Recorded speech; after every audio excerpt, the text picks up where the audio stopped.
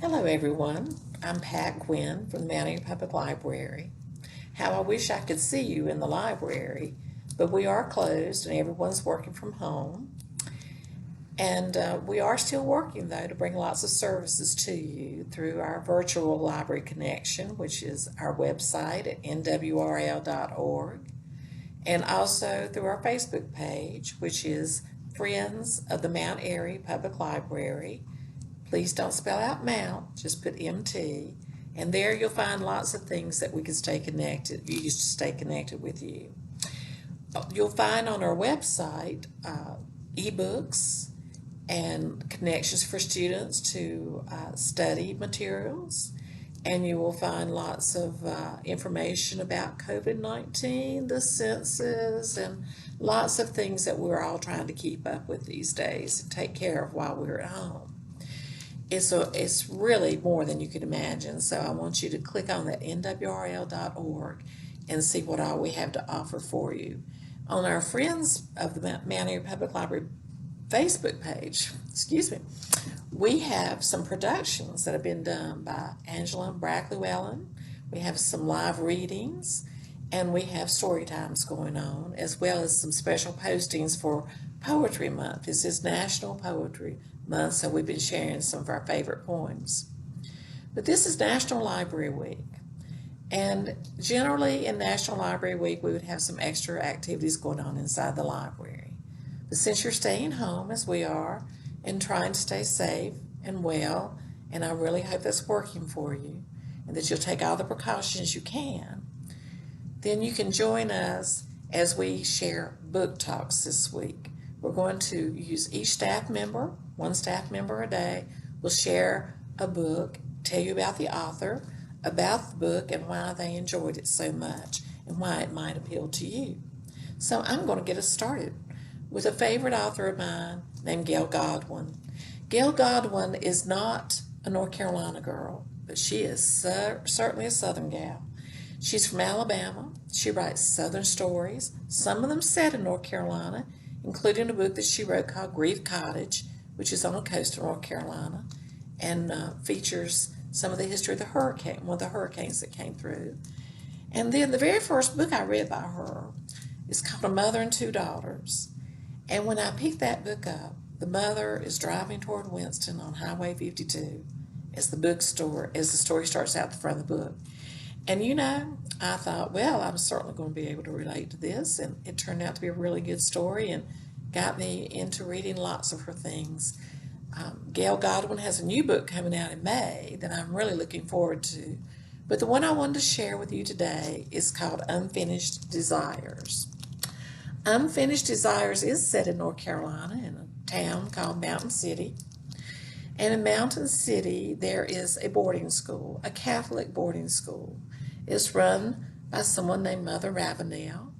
Mother Ravenel was a student in that school herself and grew up in that area, even though she was from Charleston originally. And so in being a boarding school, there are lots of people who come in from different areas. But a lot of the people in Mountain City and the surrounding areas send their daughters to the school as day students, even if they're not Catholic, because it's supposed to be such a good school. Well, Mother Ravenel, having attended school herself there, is now teaching and overseeing the education for several of the daughters of her former classmates. So she knows them well, she knows their families, she knows their history, good, bad, and ugly.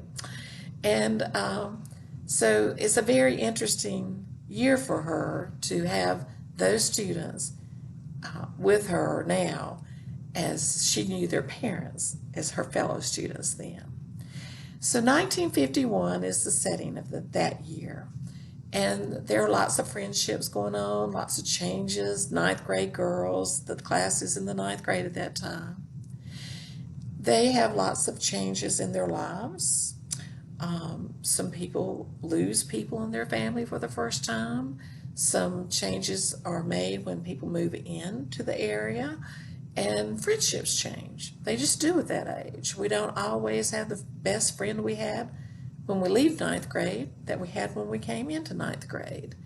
And so we're in the mix with those girls and their education and how Mother Ravenel is running that school. Then we're going to fast forward to 2002. In 2002, Mother Ravenel is in a nursing home. She is very keen of mind, clear as ever, but her eyesight is dreadful.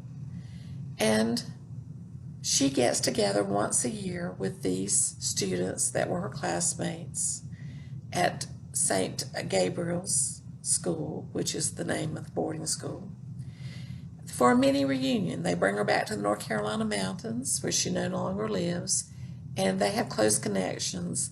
And this particular year they ask her to write her memoirs. She has the best history of the school. She's lived that history of that school.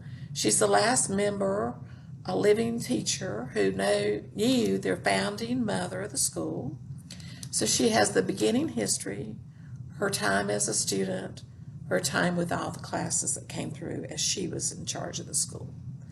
So she's excited about the project, but she's not going to be able to write it because her eyesight is so dreadful. So she dictates it into a machine that she had not used before. And, with technology the way it is, and we're all learning new things every day, you'll have to understand the basic tape recorder was new to her at that time. And so she begins the story and rather enjoys telling the history until she comes to 1951.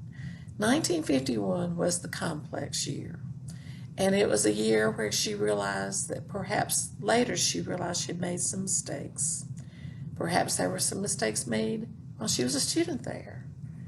And there are lots of things she has to come to terms with and resolve as she writes out that year.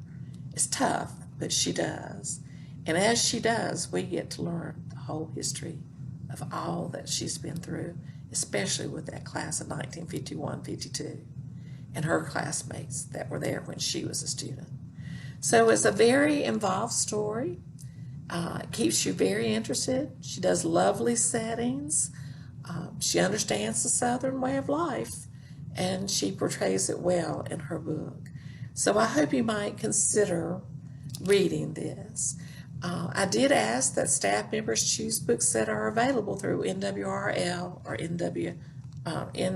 nclive.org on the ebook collections.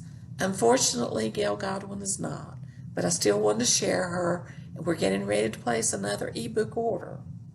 And as we do that, I'm going to make sure that she is included in those, and that I hope you will find her to be somebody that you enjoy as well.